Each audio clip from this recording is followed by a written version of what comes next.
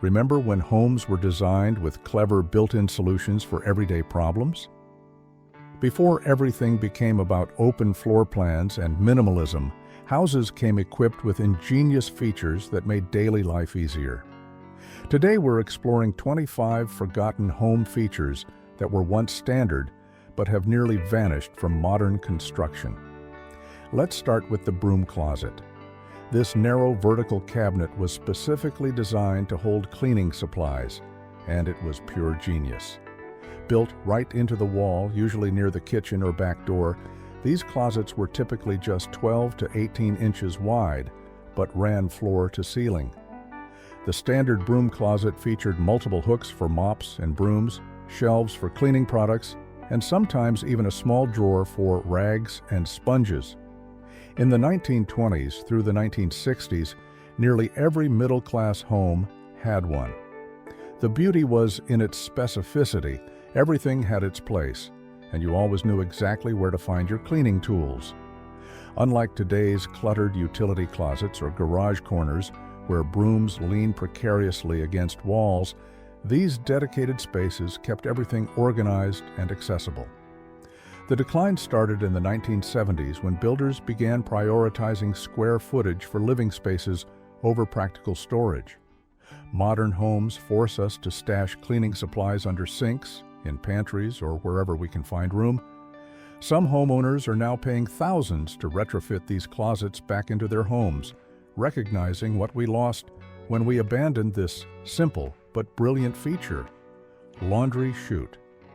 This vertical passageway connected upper floors directly to the laundry room, and it transformed the tedious task of hauling dirty clothes downstairs. Popular from the 1900s through the 1970s, laundry chutes were typically built between wall studs, creating a straight drop from bathroom or hallway linen closets down to the basement or first-floor laundry area. The opening was usually about 12 by 16 inches, lined with smooth metal or wood to prevent snags. Families would simply open a small door in the wall, toss in their dirty clothes, and gravity did the rest. Many chutes featured spring-loaded doors that automatically closed to prevent drafts and contain odors. The real luxury versions included multiple access points on different floors, all feeding into the same chute. Building codes started restricting them in the 1980s due to fire safety concerns, as they could act as chimneys, spreading flames between floors. Modern fire-resistant materials could easily address these concerns today, but builders rarely include them anymore. Instead, we're left lugging heavy laundry baskets up and down stairs, risking trips and falls. The few companies that still install them charge premium prices, turning what was once a standard feature into a luxury amenity: milk door. These small, insulated pass-through doors were built into exterior walls near kitchens, creating a secure spot for daily milk deliveries. From the 1920s through the early 1960s, most suburban homes featured these clever little doors, typically measuring about 10 inches square. The milkman could open the outer door, place fresh bottles inside, collect empties, and close it without ever entering the home or disturbing the family. The interior door allowed homeowners to retrieve their delivery from inside, protected from weather and theft. The best designs included galvanized metal linings and insulation to keep milk cool in summer. Some versions even had locks and special signals to indicate when new milk had arrived or empties were ready for pickup.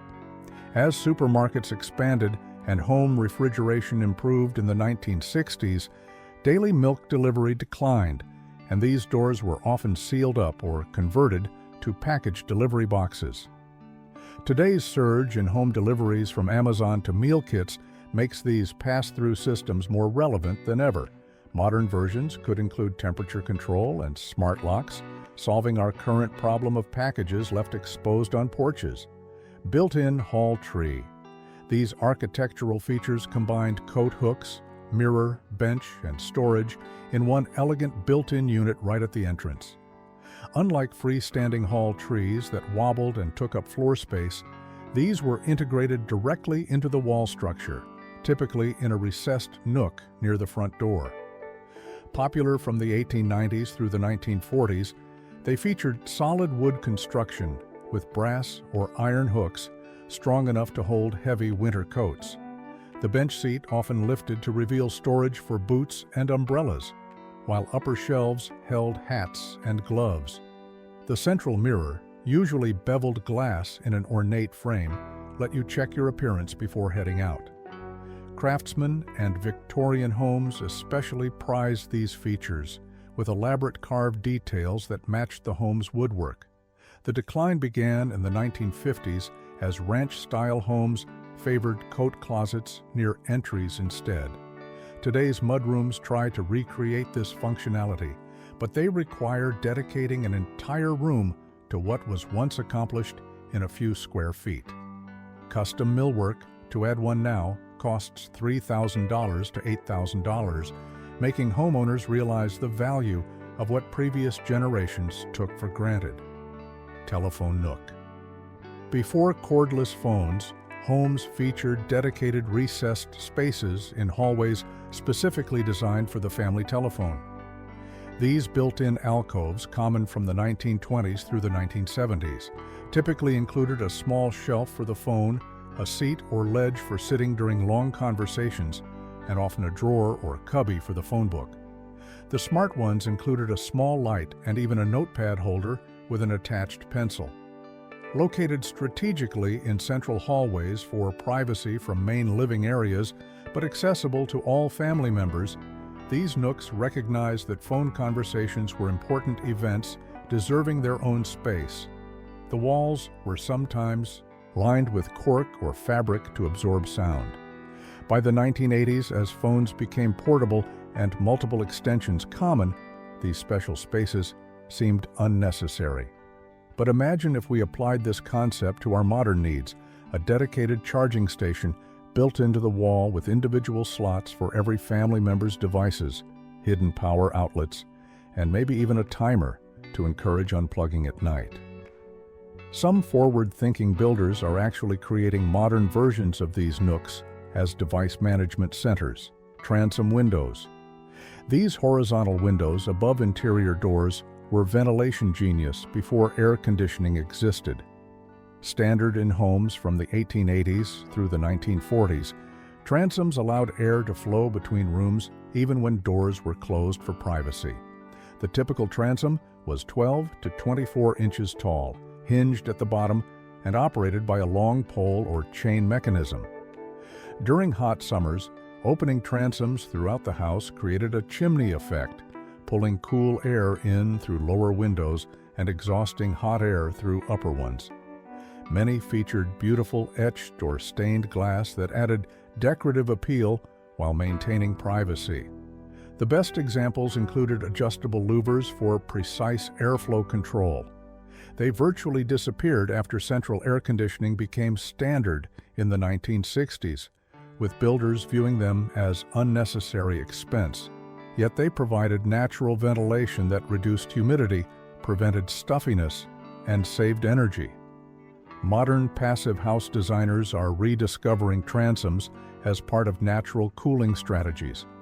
Original transoms now command premium prices at architectural salvage yards, with homeowners paying hundreds per window to restore this lost feature. Butler's pantry. This intermediate space between kitchen and dining room was once considered essential in middle and upper-class homes. More than just storage, Butler's pantries from the 1890s through the 1950s served as staging areas for elaborate dinner parties. They typically featured glass front cabinets for displaying fine china, drawers lined with felt for silver, and countertops for plating courses out of guests' sight. Many included a second sink for washing crystal and delicate items separately from everyday dishes. The smartest designs incorporated pass-through windows to the kitchen and dining room, creating efficient workflow for serving. Upper shelves stored seasonal items and special occasion pieces, while lower cabinets held linens and serving pieces. The space also buffered kitchen noise and cooking smells from dining areas. They fell from favor in the 1960s as casual dining replaced formal dinner parties and servants became rare. Modern open-plan homes eliminated this transitional space entirely.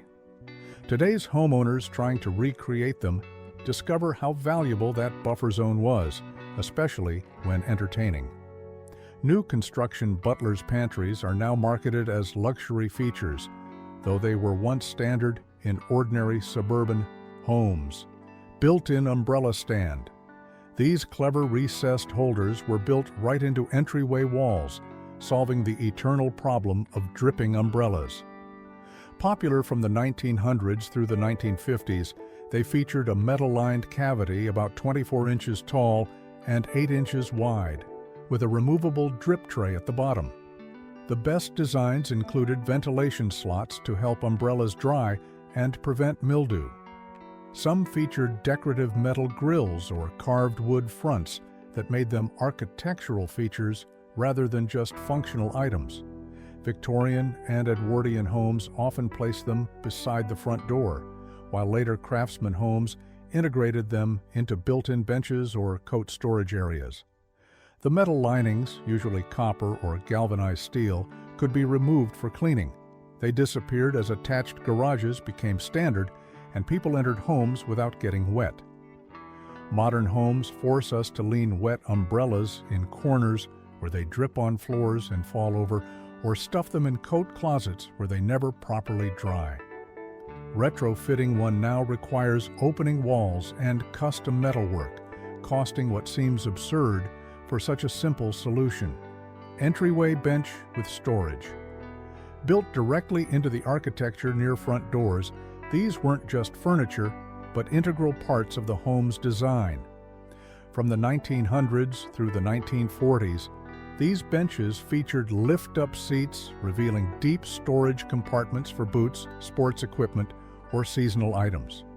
The surrounding framework often incorporated coat hooks, mirrors, and overhead shelving, creating a complete entry system in minimal space. Craftsman homes especially excelled at these, with beautiful wood joinery that showcased the builder's skill. The bench height was carefully calculated for comfortable sitting while putting on shoes, typically 17 to 19 inches. Many included divided compartments inside to organize different family members' belongings.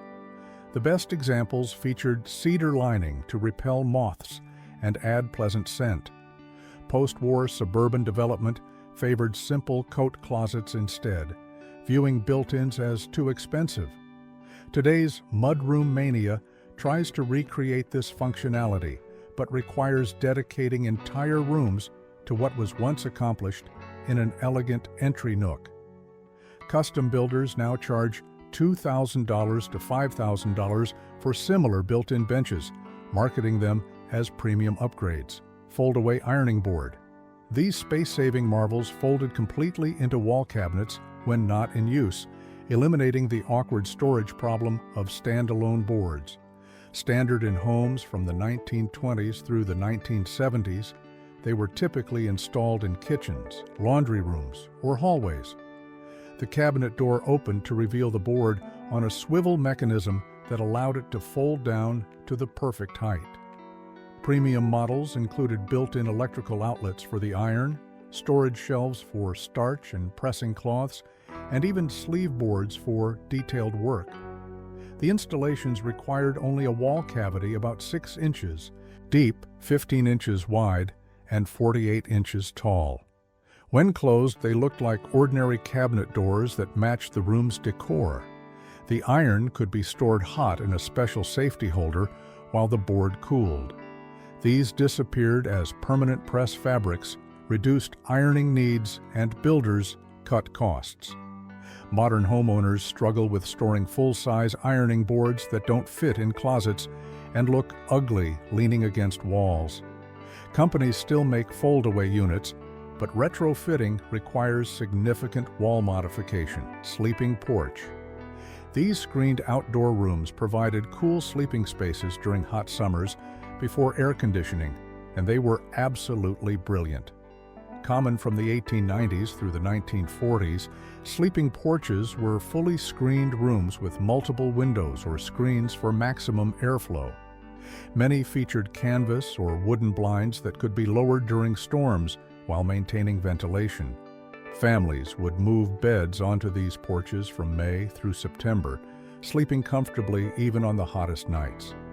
The health movement of the early 1900s promoted fresh air sleeping as a tuberculosis preventative, making sleeping porches fashionable even in moderate climates. Some homes featured elaborate versions with ceiling fans, built-in daybeds, and storage for bedding. Winterized versions in colder climates included removable glass panels that converted them to three-season rooms. They declined rapidly after window air conditioners became affordable in the 1950s. Today's energy costs and environmental concerns make passive cooling attractive again, but modern homes rarely include covered porches at all, let alone ones designed for sleeping. Converting existing porches costs thousands and faces building code challenges. Coal chute. Built into foundation walls near basements, these angled metal passages allowed coal delivery directly into basement bins without tracking through the house. From the 1880s through the 1950s, coal chutes were essential features in cold climate homes. The exterior door, usually cast iron with the coal company's name embossed, opened to reveal a metal-lined chute that directed coal into a specific basement area. The angle and smooth lining prevented coal from getting stuck during delivery. Inside, wooden bins with slanted floors made shoveling coal into the furnace easier. Many chutes included locks to prevent unauthorized access, and some had dual compartments for different coal grades. When oil and gas heating took over in the 1950s and 60s, most chutes were sealed with concrete blocks.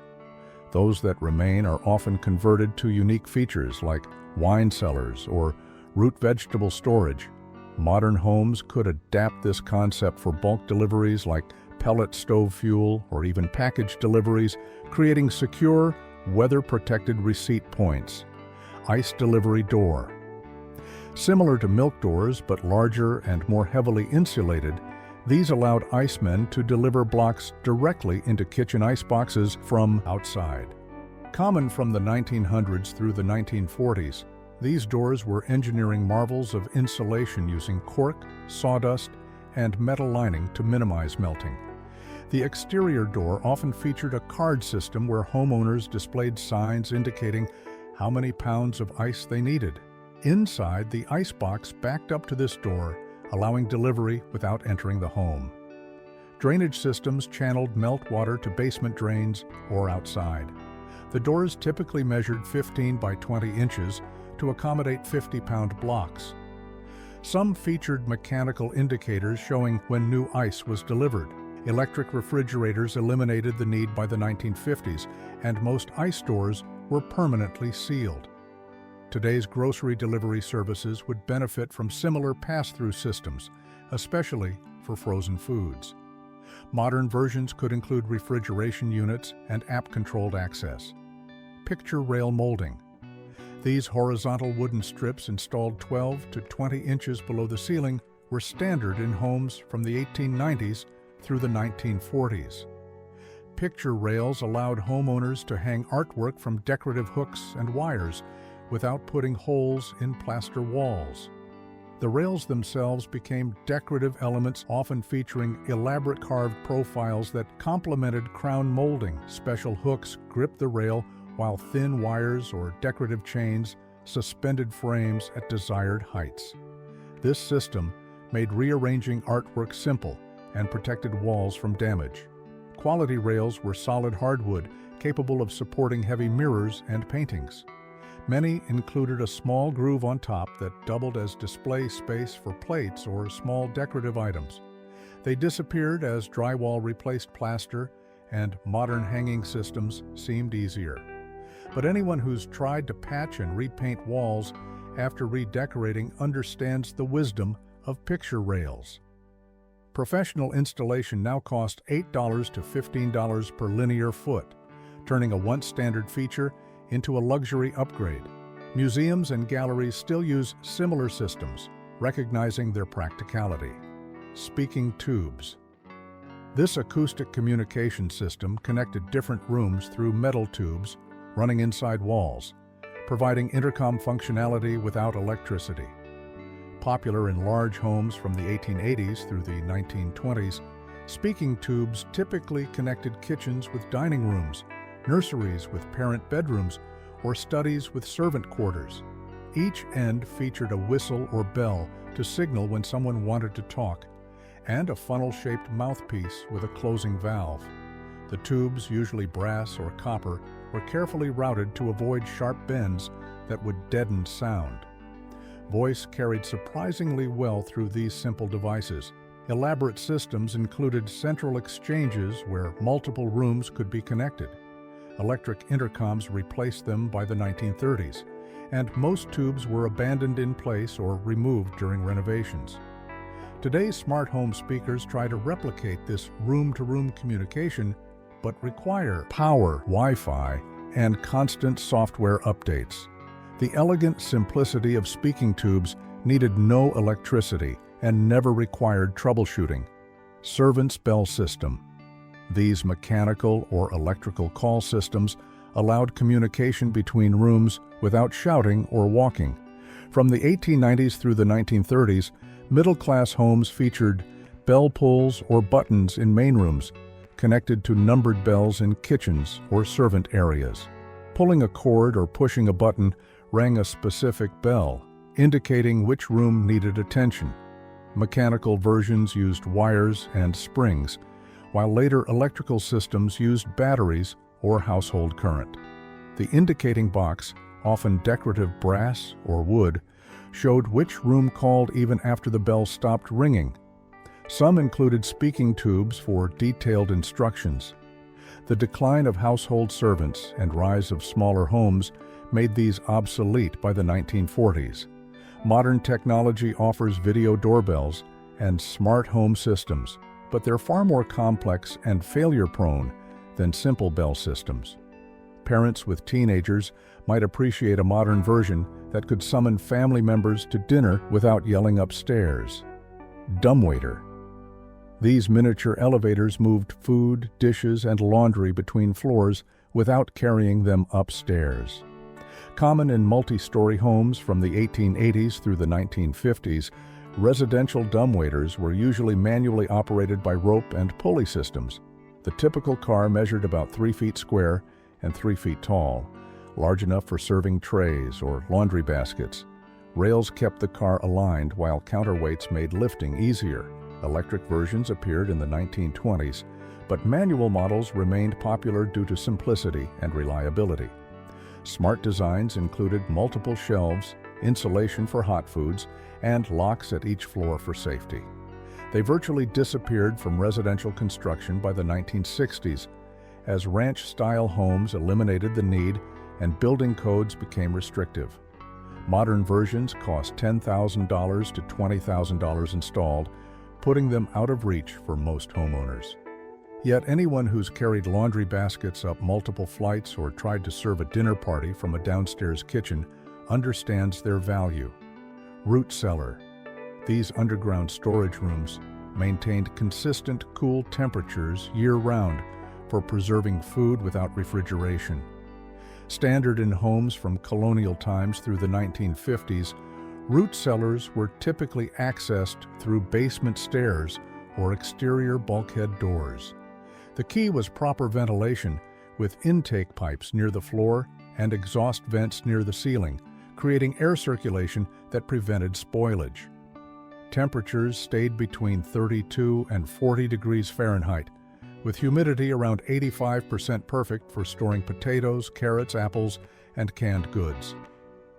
Shelving was usually wooden slats, allowing air circulation, and bins tilted forward for easy access. Many included separate sections for different produce types, since some fruits release gases that speed ripening in vegetables. The rise of supermarkets and electric refrigeration made them seem obsolete by the 1960s.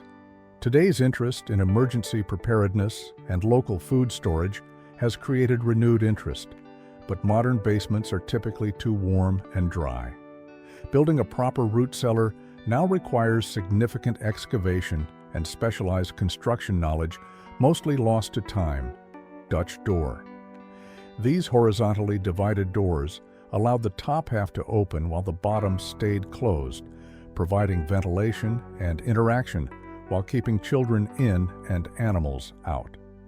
Popular from colonial times through the 1950s, especially in kitchen entries, Dutch doors featured a shelf where the two halves met, perfect for cooling pies or passing items. The hardware included special locks that could secure halves independently or together.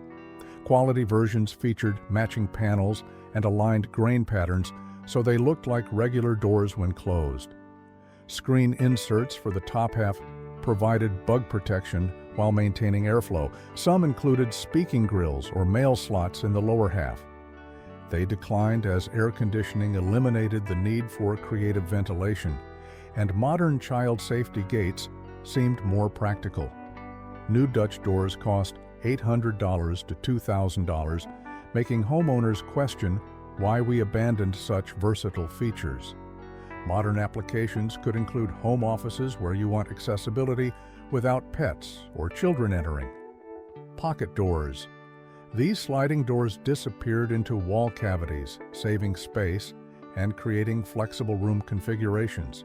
Standard in Victorian homes from the 1880s through the 1920s, pocket doors typically separated formal parlors from dining rooms or closed-off bedroom wings. The hardware included sophisticated roller systems, and quality versions featured nearly silent operation. Double pocket doors could open rooms completely for entertaining or close for intimate gatherings. The door pockets were carefully framed to prevent warping, and quality installations included adjustable tracking systems. Many featured beautiful etched glass panels or elaborate carved wood matching the home's trim. They fell from favor as open floor plans became popular and builders found them expensive to frame properly. Poor quality modern versions gave pocket doors bad reputations for sticking and derailing. Original hardware sets now sell for hundreds at architectural salvage yards. Properly installed modern versions cost significantly more than standard doors, but provide invaluable flexibility in small homes. Radiator covers. These decorative metal or wood enclosures transformed ugly radiators into attractive furniture pieces while improving heat distribution. Common from the 1920s through the 1970s, quality covers featured adjustable louvers, directing heat into rooms rather than up walls. The tops served as display shelves or window seats, maximizing space usage. Perforated metal patterns or carved wood. Fronts added decorative appeal matching home styles. Many incorporated humidifier vessels, recognizing that steam heat dried winter air excessively. Built-in versions were designed as architectural features with matching woodwork. The best examples included asbestos-free insulation, preventing heat loss to exterior walls. When forced air heating became standard, radiators and their covers were seen as outdated. Modern radiator heating is actually more efficient and comfortable than forced air, but few homes retain these systems. Custom radiator covers now cost $200 to $500 each, and modern versions often lack the functionality of originals. Door mail slot. These horizontal openings in front doors allowed mail delivery directly into homes without exterior mailboxes vulnerable to weather and theft. Standard from the 1920s through the 1970s, mail slots featured spring-loaded brass or bronze flaps that sealed tightly when closed. Interior collection boxes or fabric bags caught mail, preventing damage from falls. The standard size accommodated magazines and small packages, not just letters. Quality versions included brushes or felt lining to seal drafts and reduce noise. Some featured locking mechanisms for security when residents were away. The location, typically 30 inches from floor level, prevented bending for postal workers. They declined as suburban developments favored curbside delivery for efficiency. Security concerns about strangers approaching doors also contributed to their disappearance. Modern versions cost $50 to $200, but many doors can't accommodate them without compromising insulation or security features. Yet they solve the problem of package theft that plagues modern deliveries. Boot scraper.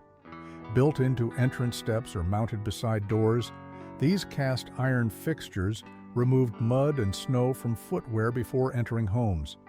Essential from the 1800s through the 1950s, when more people walked and roads were often unpaved, boot scrapers featured sharp edges and brushes for thorough cleaning. Decorative versions showcased beautiful ironwork with animal motifs or family initials. The placement was carefully calculated for comfortable use while maintaining balance. Many included brushes for final cleaning, and some featured collection wells for debris.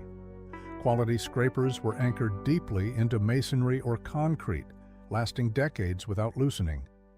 They virtually disappeared as paved surfaces and car culture reduced muddy shoes. Modern homes rely on doormats that track dirt inside when saturated and need constant replacement. Original boot scrapers sell for $100 to $500 at antique stores, depending on decorative detail. Simple modern versions cost under $50, but lack the durability and charm of originals. Overhead clothes error. These pulley-operated ceiling racks, lowered for loading, then raised to ceiling height where warm air dried laundry efficiently. Common in kitchens and laundry rooms from the 1900s through the 1960s, these errors featured wooden or metal slats suspended from cast iron pulleys. The rack could be lowered to waist height for hanging clothes, then raised to ceiling level, where heat naturally collected. Multiple bars provided substantial drying space in minimal floor area. Quality versions included locking mechanisms preventing accidental dropping, and some featured adjustable spacing for different garment sizes. The wooden slats prevented rust marks that metal lines could leave. They disappeared as electric dryers became standard and ceiling heights decreased in modern construction. Energy costs and environmental concerns make air drying attractive again, but modern laundry rooms rarely have sufficient ceiling height. Authentic vintage errors cost $200 to $500, while reproductions run $150 to $300. California cooler. These ventilated cupboards used natural convection to keep food cool without ice or electricity. Brilliant passive refrigeration technology. Built into north-facing exterior walls from the 1900s through the 1940s, California coolers featured vents at top and bottom, creating constant air circulation. Cool air entered through lower vents, while warm air escaped above, maintaining temperatures 15 to 20 degrees below room temperature. Shelves were typically slatted or wire mesh for maximum air circulation. Screen-covered vents kept insects out, while adjustable louvers controlled airflow. The best designs included multiple compartments for different food types, and some incorporated charcoal filters for odor control. They worked remarkably well in moderate climates, keeping produce, dairy, and leftovers fresh for days. Electric refrigeration made them obsolete by the 1950s, and most were sealed or converted to regular cabinets. Modern passive house design recognizes the wisdom of these natural cooling systems. Building codes now make incorporating them challenging, but they could reduce refrigerator loads and provide emergency food storage. Thanks for joining us on this trip down memory lane. If you enjoyed the video, give it a like and share it with a friend. And don't forget to subscribe.